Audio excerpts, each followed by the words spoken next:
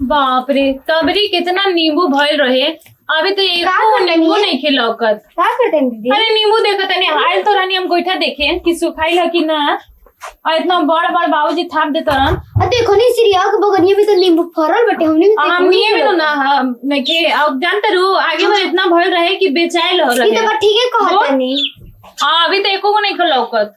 गोछो सूख गुल बका कुछ सुखा गिल बा। हां हम तो सोचे नहीं कहा नहीं पेड़ के छांव से सुखाई कि ना सुखाई लेकिन ना सुखा गिल। हां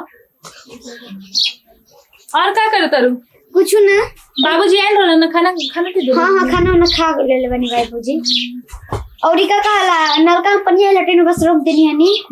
हां और हम तो सोची नहीं है ना कि बाजारे जाई आ तनी ई वाला कुकर बदल के दूसर कुकर ले आई। हां बते का सोचता नहीं हम सोचते तनी कि इनका हाथ से साफ कर दी साफ बेचे कुछ होई असन तनी घर में लेकर फेंका बड़ा तो डर अरे एरा में तो 2 दिन लग जाई हो। एक दिन तो पूरे लग जाई। 2 दिन लग जाए 1 दिन लग जिनो तो कम से कम देखिए कि सुकून मिल जिनो के मैं मतलब ठीक है का करूं हमहु सोचते बानी ओहे ऐसे कि कंजस्ट टाइप के लागत है।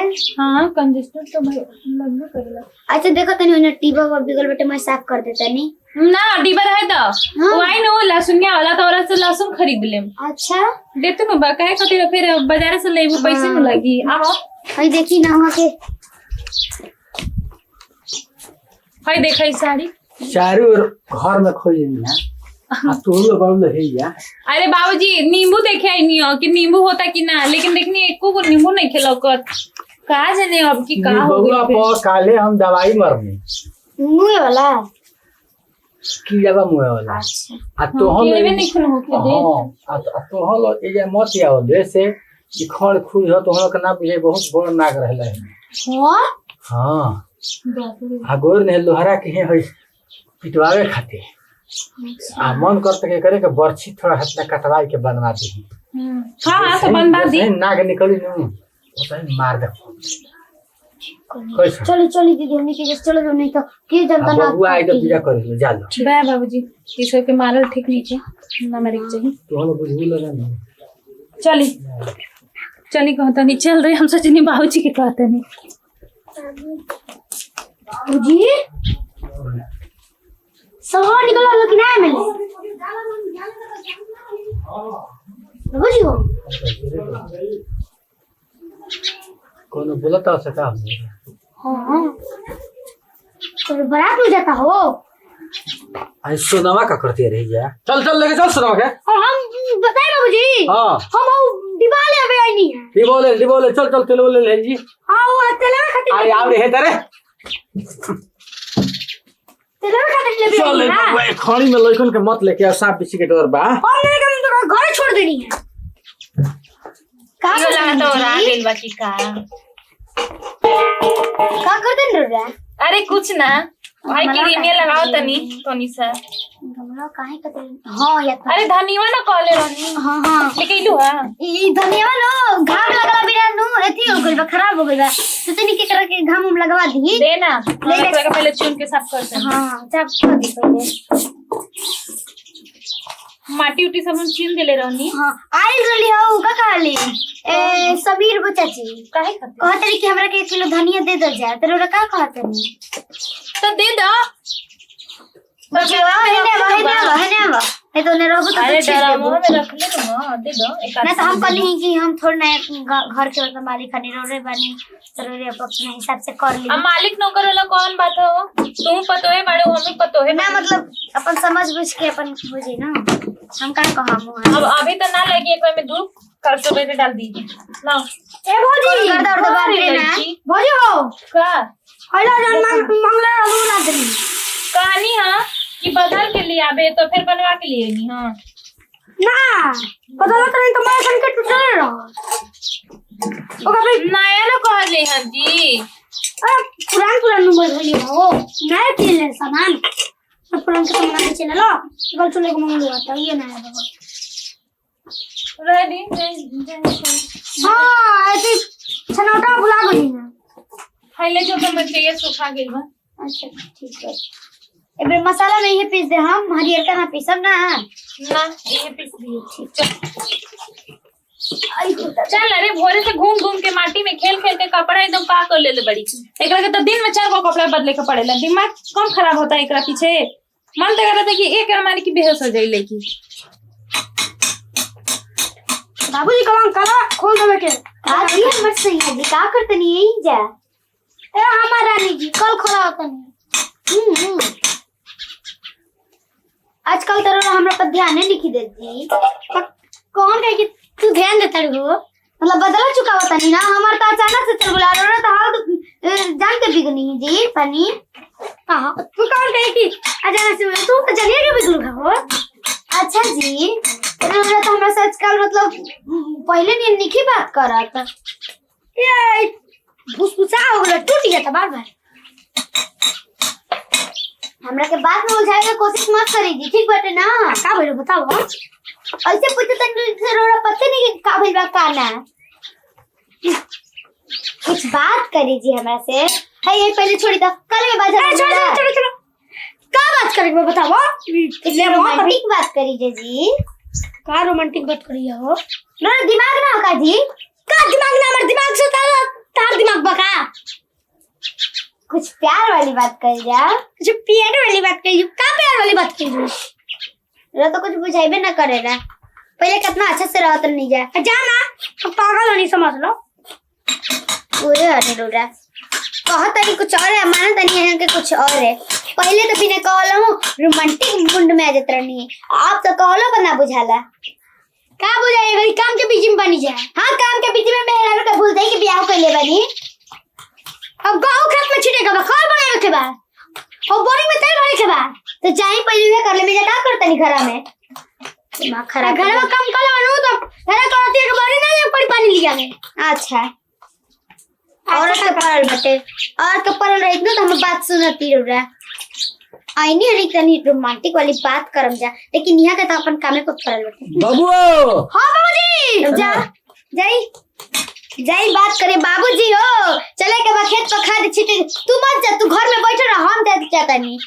हाँ बात के तो मैं एने से ओने कहले जा हम बात को सुन से सुन निकल सकत। मां खराब कर दे बदन। बाप रे बाप। गेहूं भी फटके के बा ओकरा आटा पिसवावे के बा धो के रखले रहनी सुखा गइल बा। लेकिन अब एकरा के फटक उटक के दिहम तबे नु बबुआ जी के चाहे बाबूजी के ए में का हो का जाने। अब का करी बाबूजी कहलन हा का बना ले जाते नहीं। इतना टमाटर बचल है और फिर तो खेती में टमाटर हो ही गइल बा और इतना तो टमाटर बेचाला ना बेचाला तो फिर फेंकाला। यही से अच्छा मीठा चटनी बना देता नहीं ये ठीक रही। एक चटनी बना दे और चावल काटे के रोटी बना दे ये सही रही। चला तनी एकरा के थोड़ा सा पछोड़ दी नू तो आज आटा हो जाइए कर कहे से आटा ये दिखा कर देनी जी। अच्छा गहुआ का फटका तनी का धो के रखले रहनी सूख गइल रहे। हाँ अब एकरा के फटक देम तब दे देम ना बाबूजी के चाहे बबुआ जी के आटा और आ गइल बा। एगो बात कही दीदी और दिन रोरा पूछत रहनी ना हइयाला साड़ी कहाँ से किन के लाई रही।